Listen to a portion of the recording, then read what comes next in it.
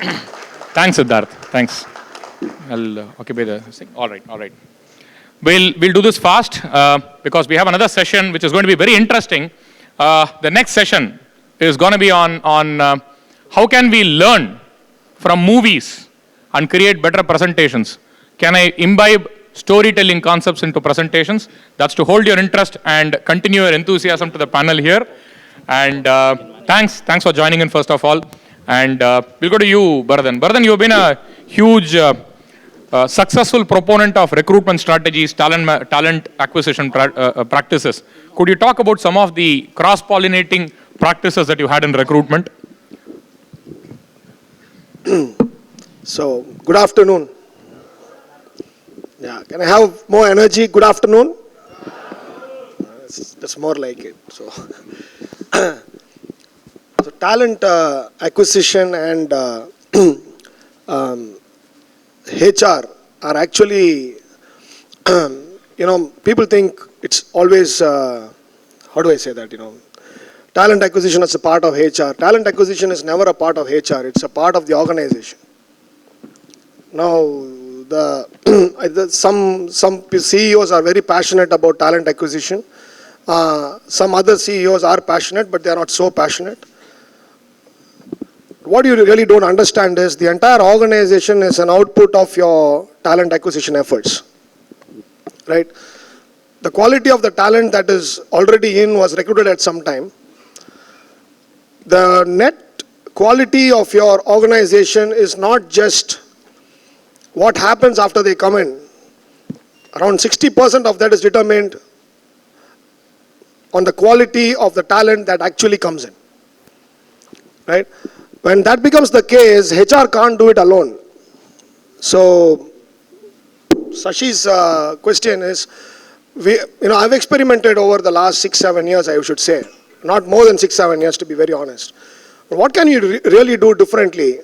Because there is something called linear way of approach, right? I work very hard, I source resumes, I get in people, but then there is a non-linear approach that everybody wants to do, but they don't know what to do. So we kind of figured out something is, why are we not having, if there's a talent acquisition HR expert, right, who's an expert in talent acquisition, why should that expert not be actually a part of the business even before they come and do talent acquisition? Let's say I'm going to be recruiting a lot of software engineers. How much do I know what really the business requires? Right? So this experiment happened some time back, and then in two of my previous organizations. So we took the talent acquisition person and we said, you go and spend some time with the software engineering team. You go and spend some time with the marketing team. And you know what we did? We did something counterintuitive. We pulled people out of the marketing and the software engineering teams and wanted them to spend time with our TA teams. Now what happened was dramatic. There was a tremendous amount of empathy and learning, but that is really not why we did this. We really wanted the quality of the talent to go up and the time to really come down. Right? We really wanted to get that fantastic talent faster into the organization. And on the side, what really happened, which we didn't expect, was there's a tremendous amount of teamwork that really happened. People started appreciating each other really well. So for a start, Sashi, actually, I have something else to share on cross-pollination, but then for this question, I will say, for talent acquisition, it's basically saying that I will not sit where I am sitting, I will not do what I will do regularly, I will move out, right? I will not sit with my customer, I will become my customer. There's a big difference in that, right? I'll leave it at that, and we did that successfully, and then hand it over. Sure. You could take that. Siddharth, different ball game retail. I've also been in the retail space, and I know what kind of a different game it is all about. Neither blue collar nor white collar. It's somewhere in the middle, the third alternative. The workplace is still under Shops and Establishment Act, but the mindset of the people is actually that of the Factories Act. You know what I'm talking about. Can you tell me some of the practices of cross-pollination in your place, please? Audible? Yeah. Am I audible? Yeah. Hello. Yeah. Good afternoon. Thank you, Chennai, for having me over. Thanks, Shashi, for inviting me over. Is this better? Much better. Yeah, thank you. So my name is Siddharth, and I'm an experimenter in HR. I also tend to do some work in office. So I think a couple of things. I'll give you two examples. In my career, I worked in 4 different industries. I started in airline. I went on to IT, worked in IT services, IT products. Then worked in healthcare, a proper hospital, which is again not too far away from the Factories Act, Shop Act, dilemma that exists. And really, how do we work on the mindsets of people? I'll probably try 3 examples, if you'll afford me the time. The first thing is, I'll start with retail. I joined retail 8 months ago, close to 8 months ago. And something that we've done for the reward and recognition space is actually we started with the CSA who's on the floor. If all of you've already been to SPAR, and if not, you'll definitely come to SPAR sometime soon. The CSA is typically a person who has passed his 10th and probably stopped studies or is studying on the side and so on. Figured out that this person's never been recognized with even a class award or a rank certificate or anything like that. So we wanted to put in place a very robust mechanism, and we asked ourselves, where is it that people never say that I have not got an award, right? It was due and it has not come. We figured out it's the army, the defense forces. So we learned more about their system of awarding and figured out there are 4 or 5 different ways in which the awards are there, right? One is definitely results. I think results is something that we have done to death in organizations. The second is effort-based rewards. So if a person has done something really nice, not only spot, but even over an extended point in time. For example, if a leader asks more than tells, I think that's a fantastic way where the person has actually gone back to servant leadership or even level 5 leadership. So that's one thing. The third is tenure-based. I think tenure-based has been around, but again, tenure-based, can we have a human touch? It's not only high-tech, but can we get in a little bit of high touch? For example, a CSA gets to have lunch with a store manager. A store manager typically runs 100 crores revenue per annum. So this busy person is going to sit with a fresher who's probably 19 years old and have lunch. So how do we amalgamate different things from different points of different industries, different ways of life, and bring in that high touch? The second thing that comes to mind is an experiment in HR analytics that we did when I was in healthcare. As you would agree, the nursing staff, a nurse would, a typical nurse has studied for 4.5, 5 years. An engineer like myself, we've studied for 3.5 years plus 6 months of projects. Whereas this person gets paid minimum wages, right? And an engineer is nothing less than 2.4 to 3.2 lakhs per annum. So at a certain time, the nursing head came back to us and said, our nurses are not very happy. They're overworked and they're really under stress, and you got to hire more nurses. There was this underlying factor saying, are they hiring more nurses because nurses are not happy, or is it because they want a larger team? Because it's always, there is a tendency around in some individuals to have a larger team and I feel more important. This would clearly hit our EBITDA in the organization, and something that we did is we actually went back to the drawing board. We figured out this happiness grid that is there, right, by Mihaly Csikszentmihalyi. And we pasted this in each of the nursing stations over 20 days. We got a project intern to come back and intern with us. And all this person did was, at the end of every day's work, individuals would mark what was the feeling that they had at the end of that day's shift, at the end of the 8 hours. And this was taken as a mobile picture and by the supervisors or the unit HR. And then we collated this, did a correlation with the operational load that exists in the system on that day. We found over a 30-day period that there is a positive correlation between operational load and the frequency of flow among nurses. So what this actually meant was more the operational load, the nurses are actually happier, right? So I just wanted to share 2 examples where we've experimented and probably found results to be interesting. I mean, very interesting. Strange as it may seem, nurses feeling happy when they are overburdened with work, when their workload is more. Not really. The grid looks at two dimensions. One is the challenge, and the other is the competency level. So often when the competency level is high, but the challenge is fairly low, a person could get into boredom. So what we are looking at is not that they were overworked, actually, but it's just that they were being challenged at the right level where they felt a certain level of flow. They really felt good. So I think some of the larger hotels have actually adapted this practice of late, and they've started looking at installing happiness meters where people have their biometric. In fact, I see it. My mind cannot stop from cross-pollinating this with my agenda. I have a happiness coach here who's going to actually talk about how do you build a happy leader and how happiness can be embedded in the DNA of a working professional. Quite interesting. We'll come to that. More of Murali Sundaram in the post-tea session. But BP, you are talking about some other practices apart from recruitment that you said you've really done some work on cross-pollination. Some thoughts? Some snippets on that? Yeah, so actually this is the core that I actually wanted to share initially. We were working with a team in Shanghai. I think this was in 2012, right? And this team was basically trying to impress the shit out of the customer, right?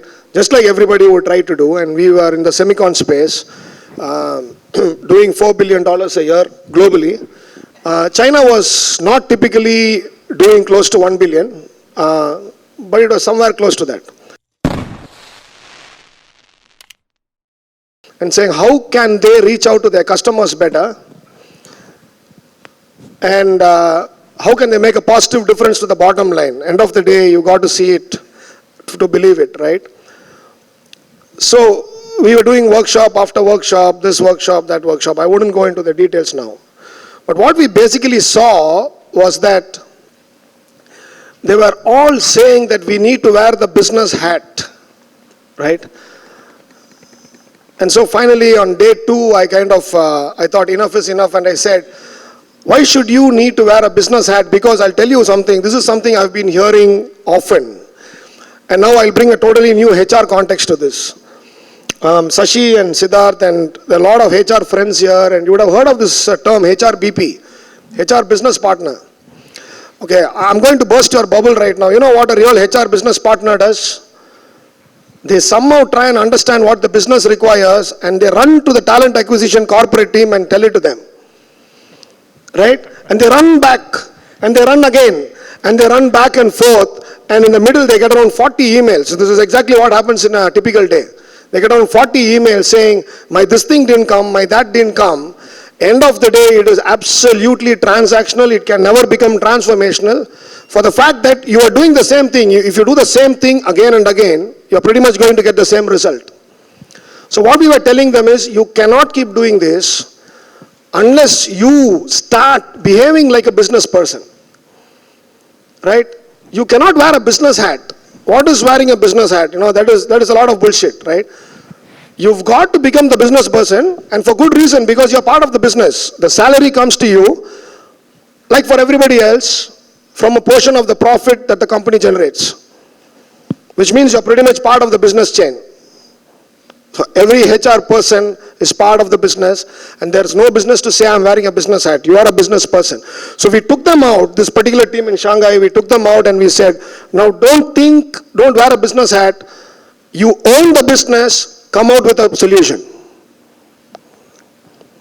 And so the thing that I wanted to share, Sashi and Siddharth here, was that that paradigm shift in cross-pollination is that when you are talking to an HR person, yes, you expect certain service, but that services should not come from a very HR theory angle. It should come from saying that, yes, I know exactly what you require, because I know what you're going to hit at. This is what I'm going to sit and work on. Are you ready to partner with me? It should not be the other way around, where the business head comes and tells you, can you partner with me and be my business partner? Right? And so I just wanted to, make you think slightly differently, that we've conventionally done this, and I love HR Sangam for the fact, I keep telling Sashi that, he always tries to do that differentiative bit, and that's why I'm here, right? To share whatever differentiation we did back at KLA Tencor 3 years back. We want to do it in TPF software right now. We did it in different regions in Korea, wherever, China and all of that. But this is exactly the thing. The change is a little difficult initially, but then once you start seeing the difference in behavior, you start seeing the difference in results. I just want to add on there. Sure, please. HR team, taking over HR team and then working with them, getting them away from, let us say, inside out towards more of outside in approach where they're helping business succeed. I think one question posed to each of the individuals of the team, in my experience, has helped. And that question is, are you doing a job or are you running a business? The minute the answer is, I am running a business through HR, or I am in the business, incidentally I am doing HR, right? Because that's what you've been equipped with, that's what you picked up. I think that's when the thinking undergoes a tectonic shift. There's a tremendous shift. People start asking, hey, if I hire this kind of an employee, what's he going to do to my customer? What do my sales guys need to know, right? I have a HR network, but do I have a sales network? Do I have an ops network? Do I understand supply chain? Stuff like this, I think that shift happens when people start redefining their roles as business people, right? Incidentally doing HR. Just a thought. Superb. What specific challenges do you see in today's terms? Because see, you encounter a scenario where you have an expansive showroom. You find that the Flipkarts of the world come and take over. There is job insecurity. There is a challenge if okay, will my showroom get shut down because we are not doing well, or whatever it is. I'm sure that's not the case with the Landmark group. But what I'm trying to understand is what's happening around has a cascading effect on people inside your organization. Does that affect your initiative to do something on marrying different thoughts? Does that mindset impact? Yeah, I think when HR is HR is business. And if my external context is going to impact my business, it will definitely change what I do. Right? So principally, there is no disagreeing with that. 100% it needs to change. If I don't change, I will be extinct. There are different ways in which change is impacting us. And the good thing is when change happens, a lot of the initiatives or the transformation that was always kind of waiting for the right time, for lack of risk appetite and so on in different parts of the organization, that suddenly finds a do or die situation and good things happen. I think that's a fantastic thing with external change that just drives you to innovate and go ahead and take the next leap. Having said that, I think one of the biggest change, there are two big challenges to managing this external environment. The first is the fundamental thing that nobody wakes up in the morning and says, I'm going to go to office and do a terrible job today. Be it a CSA, be it a supervisor, be it whoever, be it even a loader, right? He's getting up in the morning to go and do work. I think one of my, flipped thoughts has been that I think manager development just needs to be to prevent managers from spoiling that. Right? If my managers don't tamper with the intent of the individual who wakes up in the morning and comes to office, but just lets him do his work. I'm not talking about my organization because I've been in 4 or 5 organizations. I think just looking at this completely flipped paradigm, taking them to the next level, that's something we will do.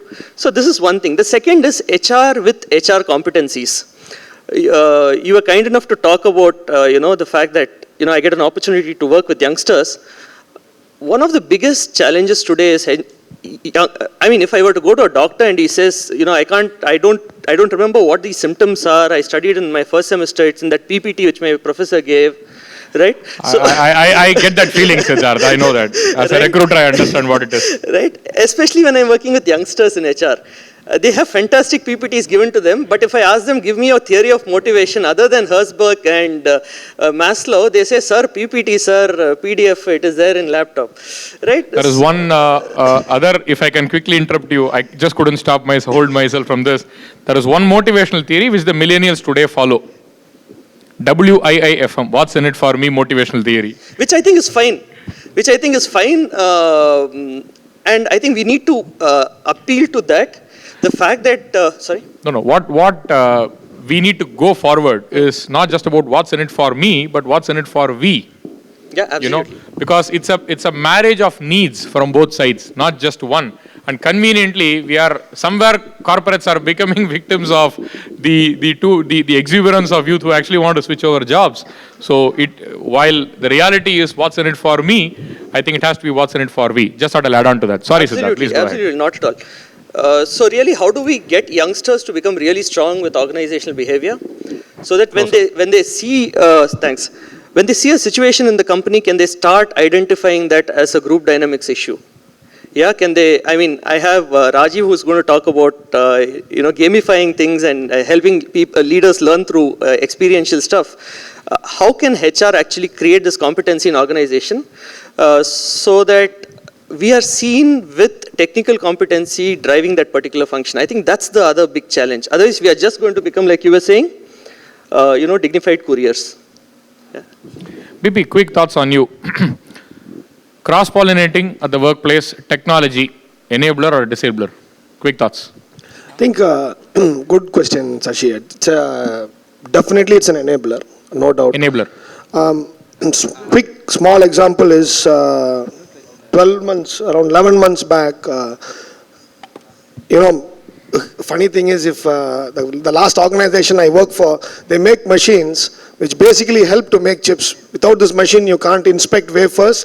If you don't inspect those wafers, you can't cut chips, which means pretty much you don't have any chips around, which means you don't have your cell phone or any device that uses a chip. Today, motor car, mobile phone, every electronic item uses a chip, right?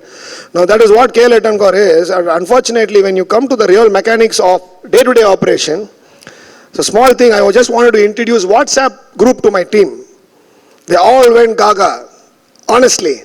They all went crazy. They said, no. These guys will have fun with WhatsApp. They won't work. I said, they anyhow have their WhatsApp groups, right? The only thing is you're not in that group. Yeah? You're not there in the group as a manager. You're not there in the group. So please understand, people have their own Facebook stuff, WhatsApp. So we introduced WhatsApp, and I'll tell you, the change was dramatic.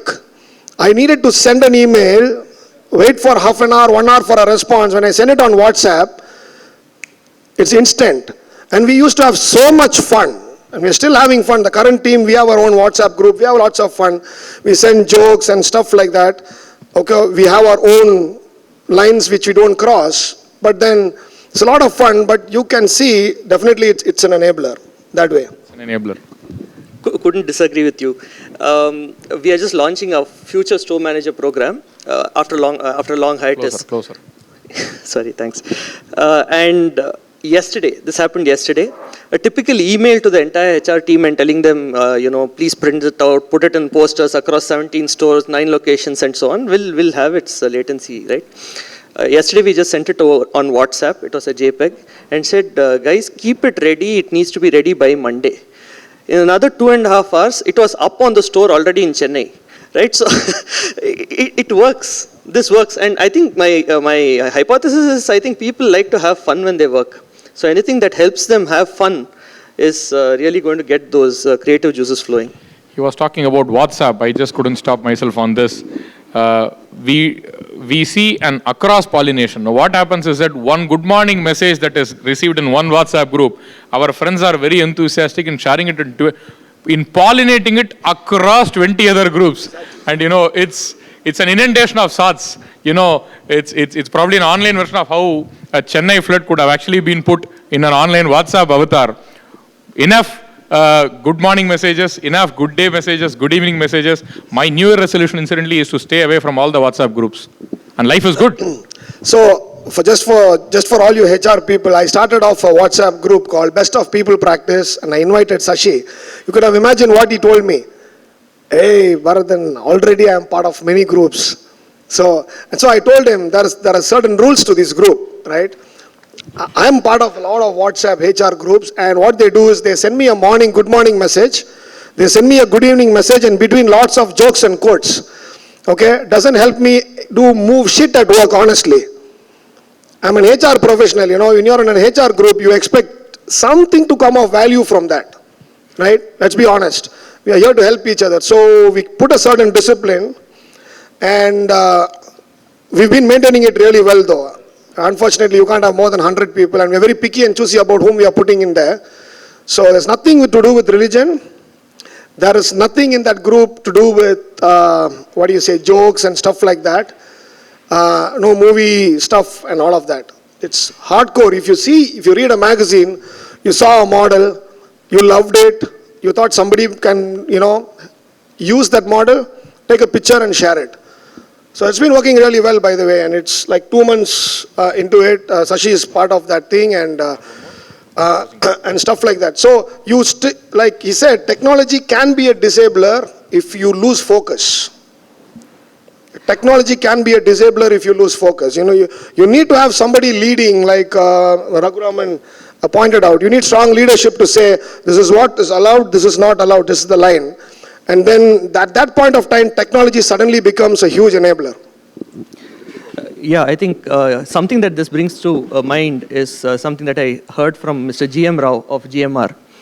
And it applies beautifully well to WhatsApp groups.